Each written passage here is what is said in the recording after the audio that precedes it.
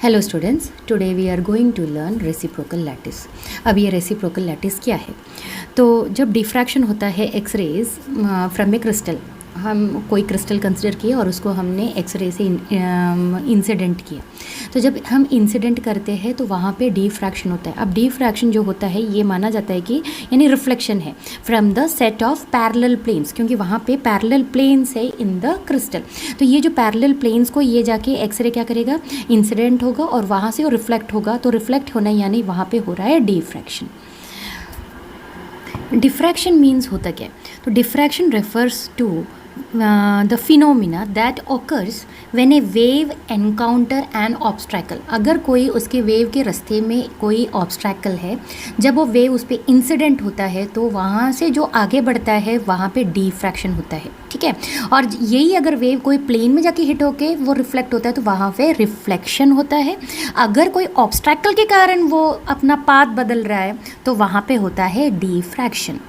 तो जब X-rays crystal पे जब इंसिडेंट होता है तो वहाँ पे डिफ्रैक्शन होता है। क्यों? वहाँ पे parallel planes in the crystal is present.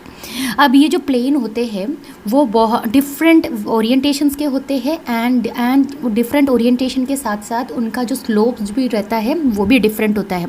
And it is very difficult to visualise such crystals. इस ऐसे क्रिस्टल्स को हम विजुअलाइज करना बहुत डिफिकल्ट है। सिंपल क्यूबिक बहुत ईजी है, क्योंकि एक सिंपल क्यूब में जैसे हमारा NaCl है, हम बहुत ईजिली उसको विजुलाइज कर सकते हैं।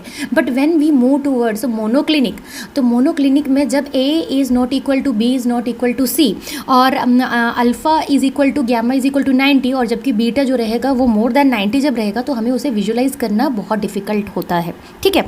तो जब ऐसा जब प्रॉब्लम आया तो जो क्रिस्टलोग्राफर्स है दे थॉट, उन्होंने बोला कि ये प्रॉब्लम सॉल्व करना, क्योंकि उसको हम इमेजिन करना इज़ ए वेरी डिफ़िकल्ट। तो उन्होंने सोचा why not to consider normal of the plane rather than considering the full plane को कंसिडर ना करते हुए हम उसको नॉर्मल कंसिडर करेंगे। तो नॉर्मल जब अगर कोई प्लेन का हम जब कंसिडर करेंगे तो एक पॉइंट से रिप्रेजेंट होगा वहाँ पे, तो वो जो रहेगा that will be more easier to, अगर वो सारे पॉइंट्स को हमने ज्वाइन कर दिया तो हमें एक नया स्ट्रक्चर मिल जाएगा and that will be more easier to understand. ये जो नॉर्मल होता है उसका डायमेंशन लेस होता है कंपेयर टू द प्लेन, क्योंकि नॉर्मल ड्रॉ कर रहे वहाँ पे हमने एक पॉइंट कंसिडर किया, ठीक है।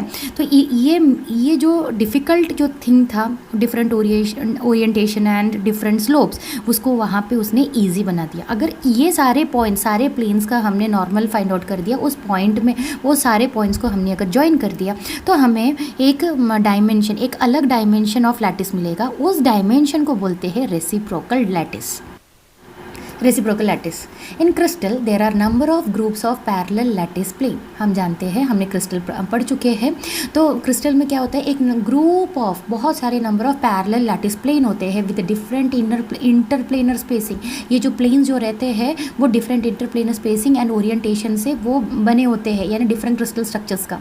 तो इसको इमेजिन करना बहुत डिफिकल्ट है। As I already told, it is difficult to imagine this lattice planes. In crystal there are number of groups of parallel lattice planes with different interplanar spacing and orientation. It is difficult to imagine these lattice plane. So the scientist P.P. Ewald suggest किया एक simple method. उन्होंने क्या consider किया, ये जो lattice planes है वहाँ उसके अंदर हमने एक कॉमन ओरिजिन हम कंसिडर करेंगे। कॉमन ओरिजिन से जो प्लेन रहेगा लैटिस प्लेन के ऊपर हम एक नॉर्मल ड्रॉ करेंगे।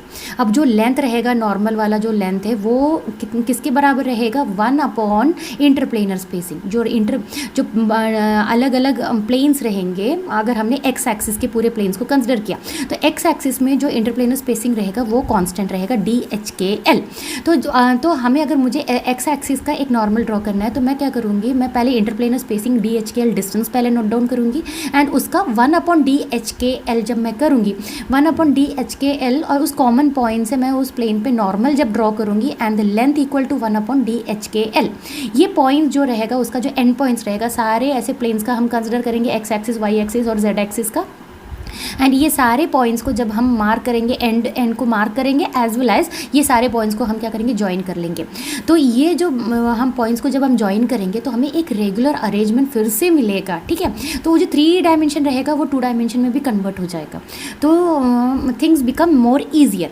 तो दीज पॉइंट्स जो अपने को मिला है, नॉर्मल के एंड को सारे ज्वाइन किए और मुझे एक रेगुलर अरेंजमेंट मिला, इस अरेंजमेंट को बोलते हैं reciprocal lattice. It's very easy to understand, ठीक है। हमें रेसिप्रोकल लैटिस निकालना है। तो ये हमारे पास एक सिंपल क्यूब है।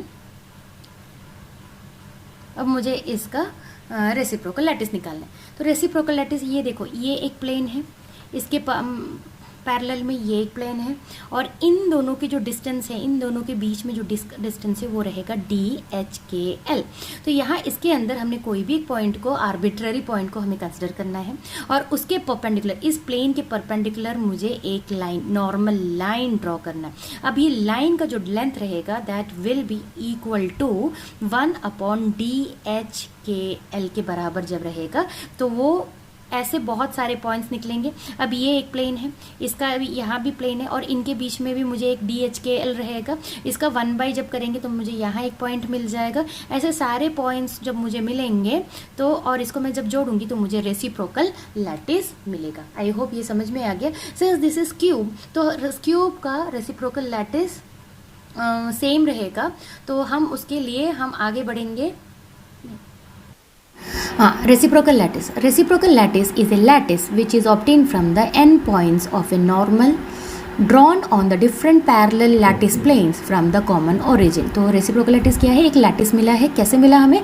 हमने नॉर्मल ड्रॉ किया, और नॉर्मल का जो लेंथ है which is equal to 1/DHKL, और उस सारे पॉइंट्स को जब हमने ज्वाइन किया फ्रॉम ए कॉमन ओरिजिन से हमने ये बनाया है, तो हमें एक नया लैटिस मिला। उस लैटिस को बोलते हैं reciprocal lattice. Each lattice point in reciprocal lattice represent. अब हमने कोई भी एक लैटिस पॉइंट को कंसिडर किया, तो रेसिप्रोकल लैटिस में क्या, वो सिर्फ एक पॉइंट हमें मिला है, बट उसके अंदर हिडन इन्फॉर्मेशन क्या क्या है। तो फर्स्ट है group of parallel lattice plane. Group of parallel lattice plane के बारे में उसने इन्फॉर्मेशन दिया। फिर सेकेंड है इंटरप्लेनर स्पेसिंग किसके बराबर है, क्योंकि हम वहाँ पे 1/DHKL के बराबर हम नॉर्मल ड्रॉ करने वाले, तो interplanar spacing DHKL and inclination of the plane. तो इन ऑल हमें क्या क्या पता चलता है? Group of parallel lattice planes के बारे में पता चलता है, interplanar spacing DHKL and inclination of the planes के बारे में। Each lattice point reciprocal lattice को ये रिप्रेजेंट करता है। The following procedure is followed to construct the reciprocal lattice from a direct lattice। ठीक है, मुझे अभी मेरे पास एक डायरेक्ट लैटिस है और उसमें से मुझे रेसिप्रोकल लैटिस बनाने का प्रोसीजर। तो फर्स्ट क्या करूँगी मैं, I will consider one origin. कोई भी एक पॉइंट को मैं आर्बिट्ररी पॉइंट में ले रही हूँ, और पॉइंट को लेने के बाद, यानी यूजुअली हम सेंटर पे ही ले लेंगे और उसको मैं ये मान के चलूँगी दिस इज़ द ओरिजिन, और उसके सराउंडिंग में जितने भी मुझे पैरेलल प्लेन्स दिख रहे हैं वहाँ पे मैं क्या करूँगी, एक नॉर्मल यानी एक लाइन खींचूंगी, एंड उस प्लेन के साथ वो नॉर्मल मीन्स 90 डिग्री बनाएगा। और अभी मुझे वो जो लाइन मैं खींच रही हूँ उसका लेंथ किसके बराबर रहेगा, 1/ रेसिप्रोकल ऑफ इंटरप्लेनर स्पेसिंग, यानी 1/DHKL के बराबर उसका लेंथ लेंगे। तो और वो पॉइंट्स को मैं क्या करूँगी, उसके जो एंड पॉइंट्स है वो सारों को मैं फिर ज्वाइन कर दूंगी। जब मैं ज्वाइन करूँगी तो मुझे रेसिप्रोकल लैटिस मिल जाएगा। So this is this very simple procedure. First step 1 is take origin at some arbitrary point, any arbitrary point you can consider, and draw normal to every set of parallel planes of the direct lattice. Direct lattice के जितने भी तुम्हें parallel planes दिख रहे हैं उसको हम क्या करेंगे, एक नॉर्मल ड्रॉ करेंगे। Step 2, take length of each normal equal to reciprocal of the interplanar spacing. Interplanar spacing का रेसिप्रोकल हम लेंगे for respective set of planes. The array of, अब इसके सारे जो एंड पॉइंट्स है उसको हम क्या करेंगे, अभी ज्वाइन करेंगे। The array of and points of this normals forms the reciprocal lattice. Thank you.